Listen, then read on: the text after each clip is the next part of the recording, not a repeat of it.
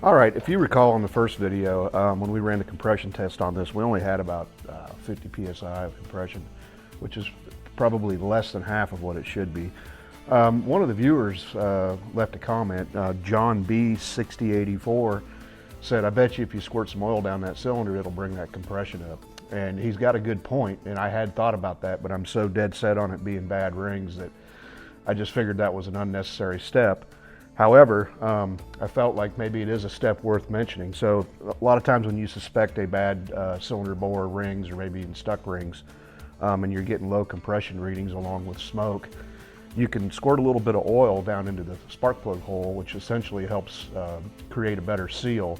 And if it is one of those three things I mentioned, it will normally bring your compression ratio or compression up to a number that you'd like to see. Obviously, it's not fixed at that point. You've just kind of narrowed it down to more than likely it's not an issue with valves, valve sealing and things of that nature. When you do this, I say a little bit of oil. I mean a little bit.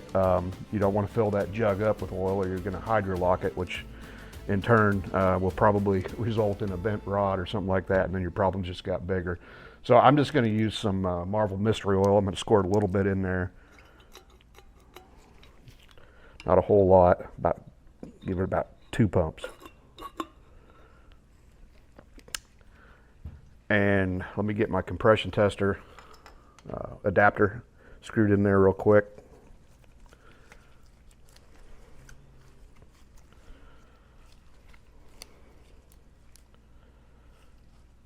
I'm going to give this just a couple turns before I put the gauge on, which essentially is going to seal that cylinder up. Again, this is a 14 millimeter in a drill, not an impact, and you're turning counterclockwise. Okay, that oil should be worked around a bit in there. So let's hook this thing up and see what we get. Let's see if I can get this up in the camera where you can see it when we run this. All right, here we go.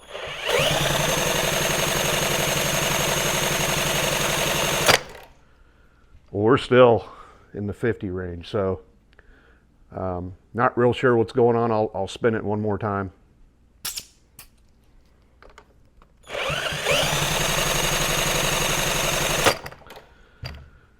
Still the same thing.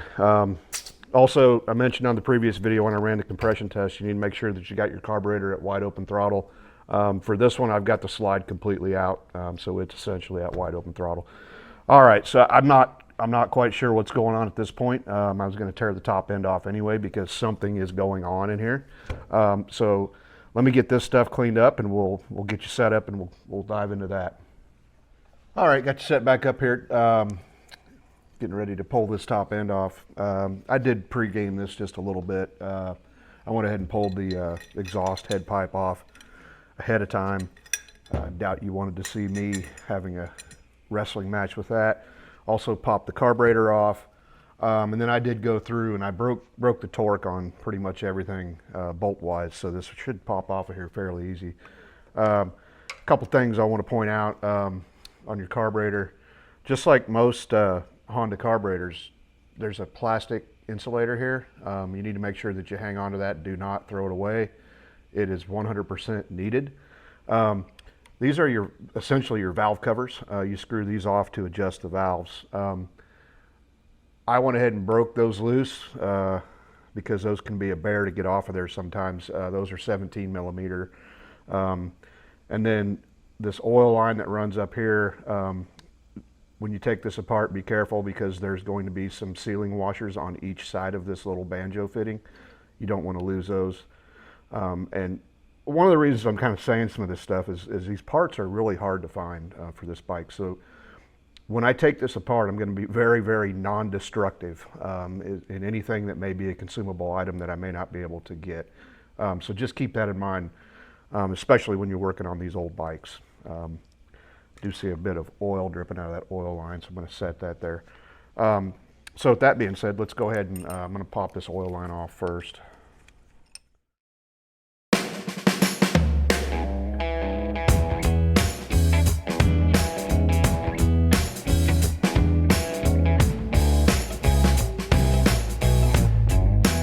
And if you look, there's there's one of the washers I was talking about, and then there's another one right there that's about to come off. Should see the same thing up top here.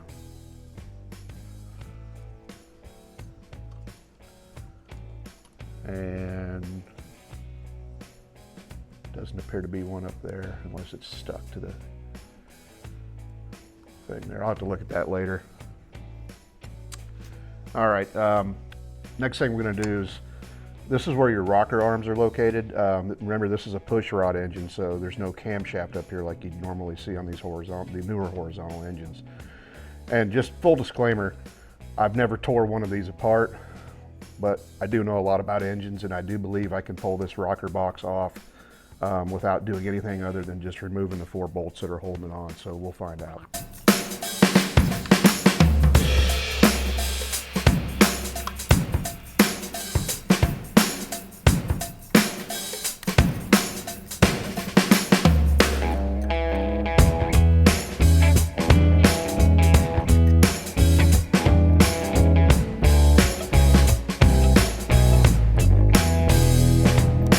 There's a good possibility that this may put up a little bit of a fight, so I'm just gonna hit it with the rubber mallet, hopefully break it loose. Oh, there's that washer I was looking for.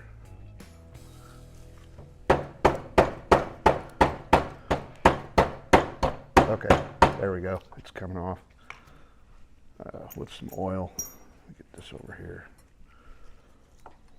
See how this looks. Okay. All right. You can see up inside of there, you've got the rocker arms. And here are your push rods, which I'm going to go ahead, I'm going to pull those push rods out. The nice thing about this being a push rod engine, you don't have to get wrapped up in setting your mechanical cam timing or anything like that, because that's all taken care of where the cam meshes up to the crankshaft in the block. So I'm going to go ahead and pop these push rods out.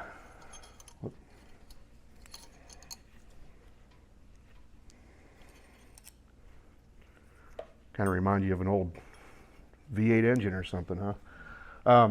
So the next part to come off is this is from here forward, that's actually your head, and this is where your valves are located. Let me break that loose.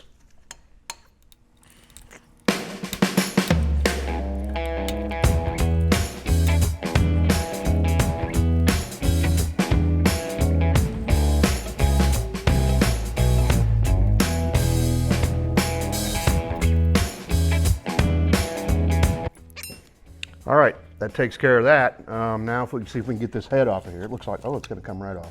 Awesome. And I can already see something that doesn't look great here. The sealing surface on where the head meets up to the cylinder does not look to be in pristine condition. And it also notice there's a couple O-rings in the equation here. I'm going to save these just in case I can't get new ones, but again, just like any of these, you've got to have those O-rings in there. You're going to have problems with oil leaks. The valves, I mean, they're there. Can't tell much. We'll have to tear that head down maybe. Well, not maybe, we will. Let's see what we got going on here. Another O-ring. Okay, so there's the other O-ring that would have gone right here, still on the cylinder.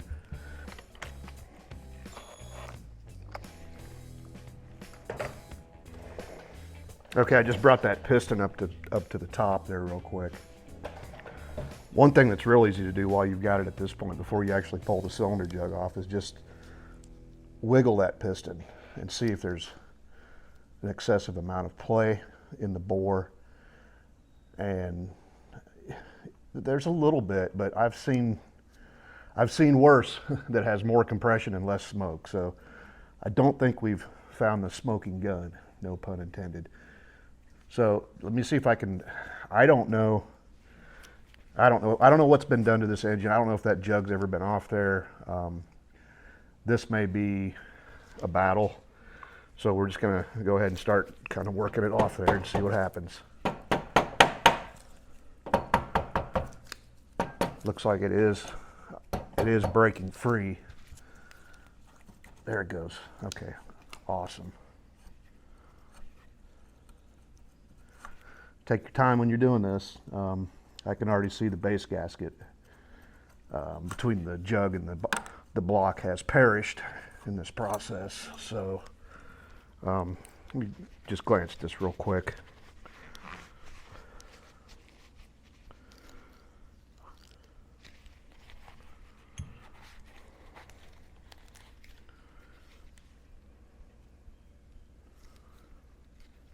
Okay, that cylinder bore, you probably can't see it real well on camera, but it's not terrible, and it's certainly there doesn't feel to be any wear at all. Normally, if you've got excessive wear, you can feel it. You'll feel a lip, usually up towards the top where the rings stop, on the top of the piston, but not seeing that on this one. So let's see if we've got any rings that are stuck, and we do not. I am going to check just to make sure that we're checking all the blocks. I'm going to make sure those ring gaps are staggered, as you know they should be when you build an engine. And it looks like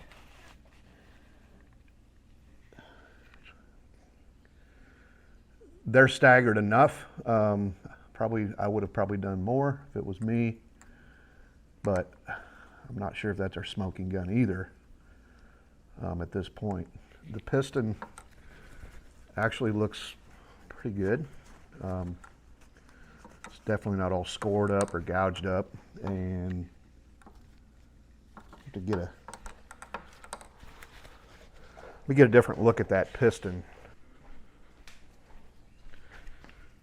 I'm checking to see if there's a stamping on it, potentially indicating that it's an oversized piston, because there normally will be, and there is not a stamping on it. So I'm assuming this is a standard bore, and from what I can see down inside the block, everything looks really nice. So let's see. By the way, if you don't have one of these Cyclops lights, you got to get one, because they're magnetic as well. You can stick them onto things and direct your light where you want it. I'll drop a link in the description for that. Okay, so like I said, I'm not seeing a smoking gun here, but I'm probably going to, off camera, do some measurements of the cylinder bore, the piston, make sure all that's in spec, and then I'm going to need to take this head apart. I'm starting, well, I'm a little confused because, number one, I don't understand the excessive oil consumption given the condition of the piston and the cylinder and the rings. I'm kind of leaning towards the valve guides are worn because these don't have valve seals. But then again, that doesn't explain the compression piece unless we've literally got some bent valves or something and I just missed something along the way. So I'm going to get this sucker tore down, and I'll report back my findings here shortly. All right, guys, got you set back up here after we got everything tore down. I guess it's time to do a little root cause analysis. Okay, sorry, been spending too much time with engineers lately. What I meant to say was it's time to figure out why this thing only had 50 psi of compression and smoked like a freight train. As you can see, I've took the liberty of kind of refurbishing some of these parts. I learned as I was tearing this down and I did this that I don't think I'm physically or intellectually capable of not making things look nice again if I'm going to have to go to all this trouble to put them and then put them back together. So got the cylinder head, the rocker box, and the cylinder jug. Just worth noting, these valve caps here, those are not painted. That's actually those have been vapor honed. So anyway, I went through and I cleaned all this up, took everything apart, inspected everything, and I think I've got a theory on what's going on here. But just real quick, I'll kind of show you these parts. Here's the back side of the head, and the actual combustion chamber there, and the valve seats are in really good shape. So I'm not gonna worry too much about that. I did end up disassembling the rocker box. I think I said I wasn't going to, but once I decided I wanted to get it back to the black paint. I had no choice. And then of course the cylinder jug. Also, this paint I use, it's an epoxy paint that's actually fuel and oil resistant, so it's not gonna come off if it gets a little gas spilled on it. I did go through, if you remember earlier, I kind of checked, the piston in the bore and tried to move it to see if there was any looseness or whatnot, and it was pretty darn tight for being what I believe to be the original piston. It is a standard bore, but I hit the cylinder with a hone, and you need to do that because I'm going to put new rings in this, and there's a couple things that you're accomplishing there. Number one, when you hone the cylinder and you create that crosshatch pattern in there, you're creating a surface that will basically help the rings seat better by removing the high spots on the rings where they contact the cylinder bore. The other thing those crosshatches do is they're very fine, obviously, but they hold oil and they help keep the cylinder lubricated. So it is imperative if you put new rings in, you need to hone that cylinder. Something else that was kind of interesting, I didn't get into it much in the previous segment, but this is essentially your head gasket. If you look at the back side of your head, there's some spots where the O-ring's made up, but this copper ring actually drops down in that groove right there, and then as you can see there's a raised portion on that, and those two seat together, and that's your head gasket. That's what's holding the compression. So like I said, I did figure out what's going on with this. 99% sure I know why we were seeing what we were seeing. Let me take you in for a little closer look, and I'm going to explain this. Okay, so basically what you're looking at here is I've got the valve train tore down and kind of just laid out on this piece of cardboard. There's a couple reasons I did that. Number one is your exhaust side, the rocker arm is shorter than the intake, and aren't those cute little rocker arms. Also, the exhaust valve push rod is shorter than the intake. So I could see where those could easily get mixed up and cause some serious problems on reassembly. But just so you know, the shorter push rod for the exhaust, if you're sitting on the bike, goes in the left side of the top end assembly when you put it back together. The other reason I've got it here is I've got the valve keepers taped down to this cardboard because I certainly don't want to lose them. And then, you're probably wondering, why are there 4 valves here? This isn't a 4-valve head, and you're right, because the valves seem to be the root cause of why this thing had no compression and was smoking like a freight train. So I'm going to bring you in for a little closer look and explain that to you real quick. All right, so what you're looking at right here is exhaust valves. The valve on the left is the one that I pulled out of the head. The valve on the right is a new valve that I've purchased. And if you look close at the seating face of that exhaust valve, you can see that it's literally got a groove worn into it. And then if you look at the new valve, you can see that it's got a nice wide clean face there. And then, it's the same scenario with the intake valves. The intake valve is extremely worn with a groove. And then on the right, you can see the new valve that I've purchased with a nice clean face. So I think you kind of see where this is heading. So let me get you back out and explain this. All right, so here's my theory. So obviously those valves I just showed you, the ones I pulled out of the head, are no good. And there's not even enough meat left on the bone there to try to grind those valves. And I would argue, based on a lot of research I've done, Honda recommends to not grind the valves. They never did. It has something to do with what they're made out of. But anyway, a $20 valve, big deal. So obviously we weren't getting any compression. because the valves were not sealing on the compression stroke. And I think, the condition of the cylinder, the piston, and the rings lends itself to the fact that it was not the rings or the piston that was part of the problem with the compression. It was the valves not sealing on the compression stroke. The oil consumption and smoke, I believe, was surprisingly, I think, was also part of the situation with the valve. So the valve stems on the original valves, they've got quite a bit of wear on them, and I would venture to say this bike's got a lot more miles on it than the owner probably believes that it does, but that's okay, because we're about to make this thing new. So I think what was happening was on the compression stroke, when both those valves are supposed to be sealed up, it was leaking compression into the rocker box, which also receives the oil feed, the pressurized oil feed from the bottom end of the engine. So there's a lot of oil circulating around in here when this thing's running. And I believe that it was pressurizing this and probably causing that oil to push back out past the valve guides in the head and into the cylinder. That's got to be what it was. Unfortunately, these do not use valve seals, so it relies a lot on there being, the proper clearances on that valve guide and the valve stem. So am I going to replace the valve guides? No, because I've got my original valves, which I've put back in there, and I can physically feel some play on the valve stem up against the valve guides.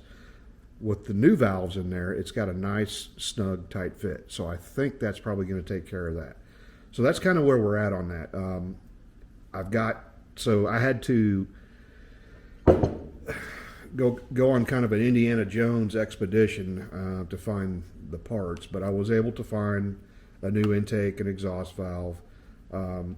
Also, I found a gasket set that has all the O-rings I need, all the gaskets I need. There's your base gasket. There's that ring head gasket deal. There's an exhaust gasket. It also has the case gaskets, which we won't use, but I'll give those back to the owner when we finish this up. Maybe one day down the road, 50 years from now, when this thing gets torn back apart, somebody can use them. But that's where we're at right now. I am still waiting on the piston rings because this was a standard bore. I had a heck of a time finding standard bore piston rings. There's plenty of oversized rings available, but we're not boring this out, and I don't think the owner of the bike probably wants to go there either, when there's no reason to other than just to spend money and say you've got a bored out 50cc engine. Not worth it. So in part of my parts searching for those standard rings, I had to order them from a company out of Israel. So I'm currently waiting on those to arrive. I hope to have them maybe sometime late next week. Once I've got those rings on hand, it won't take no time to throw this back together, and we'll be back in business. But just so I tried to go through all the usual companies where I buy stuff on their websites, and was not able to find any of this stuff that I've mentioned on their websites. And what I did was I ended up buying all of this stuff through eBay. So once I got the part number for the parts I needed, I was able to search eBay for that part number and found everything. Because a lot of times these parts, they cross models, like the valves and stuff. Like, this isn't the only model of Honda that ever used these valves, but they all use the same part number for that valve. So just a little tip or a trick for you when you're looking for parts. They're out there. It just takes time. I've got a couple hours invested in searching for parts for this, which is one of those things that, when you do work for people, they don't understand that aspect of it. And I'm not complaining. I'm just saying it's hard to kind of quantify that sometimes. But anyway, so that's where we're at. We need to receive those piston rings and put this thing back together, and then we'll get it running. There's no doubt in my mind that it'll run better than it did before. So that's pretty much wraps up this video. sorry you didn't get to see more of my face, but I'm really trying to get a fine balance here between some of these technical videos where hopefully I can pass along information to you guys and gals that may be watching, and have a little bit of my face in the video too. But really what this is all about is showing you what we're doing here and passing the information along so you can work on your project. So like I said, always say, if you like what you're seeing here, really appreciate it if you'd subscribe so you can keep up with the project. And thanks for watching.